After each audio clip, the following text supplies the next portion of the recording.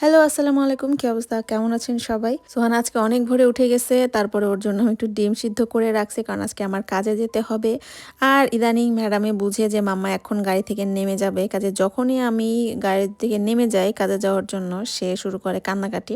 ও স্বল্প একটু সময়ের জন্য কান্নাকাটি করে, এরপরে আবার ঠিক হয়ে যায়। ক্লাসটা শেষ করার পরে যাচ্ছি একটু সুপার মলে। কাছে একটা সুপার মল আছে, এখানে বেশ মজার একটা ব্রেড পাওয়া যায় ওইটা আনতে। ওখানে যেই দেখি যে এখানে মিষ্টি আলু বিক্রি করতেছে, অর্ধেকখান মিষ্টি আলুর দাম 200। এটা হচ্ছে আমি সোহানার জন্য নিছি। আর এখানে এত সুন্দর সুন্দর গাছ ছিল, কিন্তু গাছ দেখেই ভাল লাগে, কিনতে ইচ্ছা করে না। কারণ কিনলে এগুলো বাসায় এনে আমি যত্ন করতে পারি না, যায় মরে। আর এই হচ্ছে সেই ব্রেডটা যেটা সানায়া সাফান খুব পছন্দ করে খায়।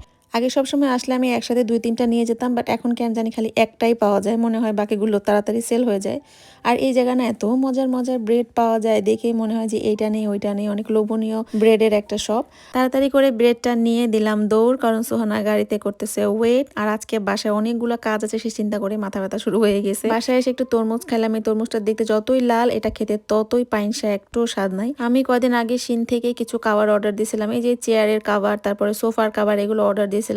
আমার তো সবসময় ভালো লাগে হোয়াইট হোয়াইট সবকিছু, কিন্তু বাচ্চা বাসায় থাকলে আসলে হোয়াইট রাখা বা মেনটেন করা খুবই টাফ। তো এখন এমন একটা কালার নিছি যেটা হচ্ছে আমি সবসময় ব্যবহার করতে পারবো। এটার ভিতরে হালকা ময়লা টয়লা পড়লেও ওরকম ভিজিবল হবে না। তো এখন আমি ওদের ড্রেসগুলো চেঞ্জ করে দিচ্ছি। আর এই যে দেখেন সুহানাও আমাকে হেল্প করছে পরিষ্কার করতে।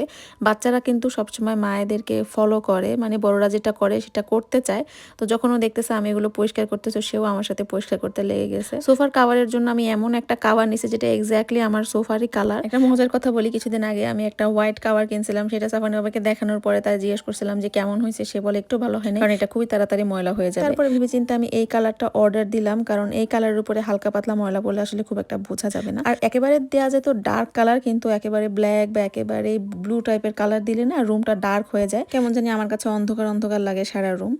আমি তো সারা ঘর এলোমেলো করে নিয়েছি সবকিছু গোছগাছ করতে। আর এদিকে সুহানা হাঁটা দিছে সানায়ের সাথে কোচিং এ যাবে, বোনের পিছনে পিছনে, তারপরে কোচিং পর্যন্ত ওকে দিয়ে আসছি। আর ততক্ষণে সাফওয়ান বাসায় এসে গেছে। আর বাসায় এসে সাফওয়ানের সাথে দেখেন রক সিজার পেপার খেলা শিখে গেছে, এরকম করতে চায়।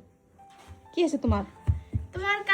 আর এটা হচ্ছে নেক্সট ডে। আমি এখানে 2-3 দিনের ব্লগ একসাথে দিচ্ছি। আর এই যে সকালে উঠে সুহানা করতেছে ব্রাশ, আর আমি একদম সকাল সকাল শুরু করছি রান্না, কারণ বাসায় রান্না ছিল না। আর ওদিকে ভাই বলছে আজকে আসবে, প্রায় 2 মাস পরে ভাই আসতেছে। এক্সাম, লেখাপড়া, ক্লাস, পার্ট টাইম এসব নিয়ে এত ব্যস্ত থাকে যে এইখান থেকে এখানে আমার বাসায় আসতে 40 মিনিট লাগে, সেই সময়ও করতে পারে না। বাইরে তো দিনব্যাপী বৃষ্টির কর্মসূচি কয়দিন ধরে চলতেই আছে। আর এদিকে আমি বাসায় রান্না করছি মাটন, তাও নতুন আলু দিয়ে। এই আলুগুলো আমাদের একটা বোনের ক্ষেত থেকে তোলা। আর এইখানে আমরা সবসময় ফ্রোজেন কাঁচামরিচ ব্যবহার করি। এই কাঁচামরিচ আমার গত বছর যে গাছ হয়েছিল সেই গাছের এখনো আছে। আর সেই সাথে এখানে আমি একটু মাছ রান্না করছি আলু দিয়ে। আর এই তো মোবাইল অপারেটরের একটা কাজ ছিল, 2জন মিলে সেটা করতে আসতে আসতে ওদের অনেক দেরি হয়ে যায়। তারপরে সবাই আমরা বিকালের দিকে লাঞ্চ করে নিই। কি দিব? টাকা দিব? টাকা কি জিনিস? কই টাকা কই? টাকা দাও। টাকা দিয়ে তুমি কি করবে মা? দেখো যে 2 দিনের বাবু কথা শুনে মতো করে না, টাকা দাও। টাকা বের করছো? এটা ভাইয়ার ব্যাংক। হ্যাঁ, এটা রেখে দাও। তোমাকে টাকা দিব আমি। টাকা নিবে? দেখো টাকা চিনে গেছে, কয় কি টাকা দাও। ধন্যবাদ। প্রচুর টাকা তো। তুমি টাকা দিয়ে করবে নাকি সেটা বল, এটা খেলবো তাই। খাইও না, যাই করো। টাকা দাও। বড় গেছে। সুহানা, অনেক বুদ্ধি তোমার। তুমি টাকা পাইছো? আইছে। টাকা দিছে মামু? জাপানে মামুকে থ্যাংক ইউ বলো। জাপানে থ্যাংক ইউ। তারপরে সন্ধ্যার সময় আমরা 3জনে বাইরে বের হয়েছিলাম একটু হেঁটে আসতে। আর মাশাল্লাহ বাইরে এখন এত সুন্দর ওয়েদার, না গরম তারপরে হচ্ছে না ঠান্ডা। সন্ধ্যার দিকে স্পেশালি বের হইলে কিন্তু খুবই ভালো লাগে হাঁটতে। আমরা প্রায় অনেকক্ষণ হাঁটাহাঁটি করে তারপরে হচ্ছে বাসায় এসে লেগে গেছে আমাদের খিদা।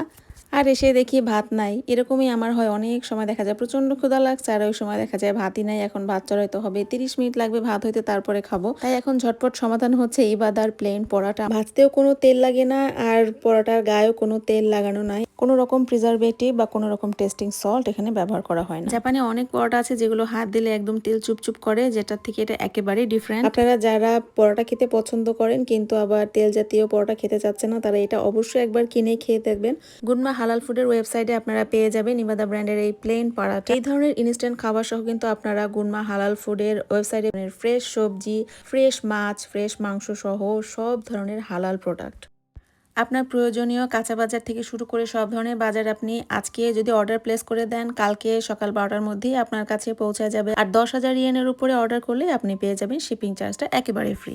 এছাড়াও আপনার নিকটস্থ যে কোনো হালাল শপেই কিন্তু আপনারা পেয়ে যাবেন এখন থেকে ইবাদা ব্র্যান্ডের সকল প্রোডাক্ট। আর যদি চান নিজের হাতে দেখে শুনে কিনতে, তাহলে চলে যান গুনমার তাঁতেবায়াসীতে অবস্থিত গুনমা হালাল ফুডে। সেখানে যে আপনি দেখে শুনে আপনার বাজারটা করে আনতে পারবেন। কুট্টি বুড়িরও আমাদের পরোটা পছন্দ, তবে তার পরোটা খাওয়ার স্টাইলটা কিন্তু ইউনিক। পরোটা এইভাবে ধরে কুটকুট করে কামড় দিয়ে খায়, তারপরে এরকম ফোল্ড করে পুরা পরোটা হাতের মধ্যে নিয়ে ঝোলে ডুবায়, তারপরে হচ্ছে মুখে দিতে হবে কামড়।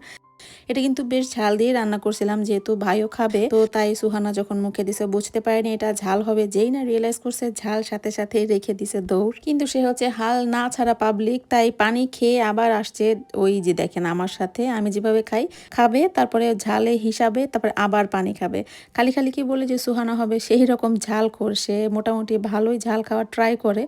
আমি এমনিতে পরোটা খাই না, তো এবারে অনেক ভালো, অনেক ভালো। একবার ট্রাই না করলে বোঝা যাবে না, আলাদা একটা স্বাদ আছে। আমি জানি না ওর ভিতরে কি আছে, অনেক মজা লাগে। তেল দেওয়া ভাজাও লাগে না, তেল দেওয়া মুখেও তেল লাগে না, খুবই মজা। আবার ড্রাইও না, একেবারে নর্মাল রুটি যেরকম ড্রাই হয়ে যায় সেটাও না, অনেক টেস্টি। আমার এটা ফর্মুলাটা জানতে ইচ্ছে করে। আজকে ব্লগটা এখানে শেষ করছি। সবাই ভালো থাকবেন, আমাদের জন্য অনেক অনেক দোয়া করবেন। নেক্সট ব্লগে দেখা হবে। আজকের মতো আল্লাহ হাফেজ।